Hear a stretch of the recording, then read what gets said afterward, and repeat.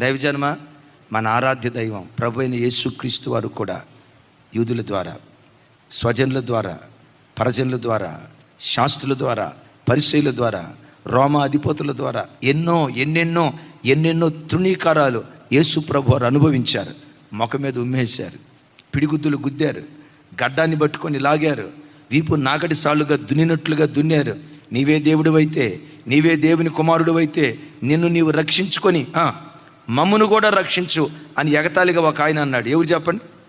అంటే చివరికి దొంగోడు కూడా యేసయ్య ఎగతాళి అయిపోయాడు. యేసు ప్రభుని ఎవరు ఎగతాళి చేస్తున్నారు? అసలు ఎగతాళి చేయబడాల్సింది ఎవడు? ఆ దొంగోడు ఎగతాళి చేయబడాలి. వినండి, ఎందుకు పనికిరానివాడు కూడా నేను ఎగతాళి చేస్తాడు.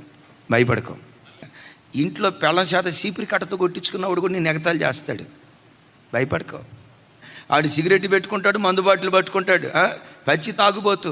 చివరికి భార్య కూడా, తెలుగులో చెప్తా కొంచెం ఇబ్బందిగా ఉన్న, భార్య కూడా వాడిని కాండ్రించి వస్తుంది.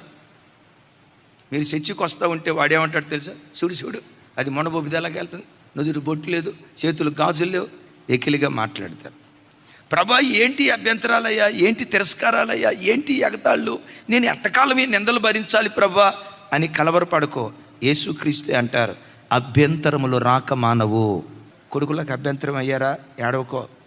కూతుర్లు అభ్యంతరం అయ్యారా? ఏడవకో. భర్తకు అభ్యంతరం అయ్యాడా? ఏడవకో. చుట్టూతో ఉన్న నామకార్థులు అభ్యంతరం అయిపోయారా? ఏడవకో. నిర్దేవులను ఆరాధించే దైవము కాని వాటి దగ్గర సాగిలపడే వ్యక్తులకు నీ ఒక ఆట వస్తువుగా మిగిలిపోయావా? ఏడవకో. ఒకరోజు వస్తుంది, ఈ తృణీకరించబడే వ్యక్తుల మధ్యలోనే, ఆ గోడ కట్టబడినట్లుగా తృణీకరించబడుతున్న వ్యక్తుల మధ్యలోనే నా దేవుడు. Download share chat.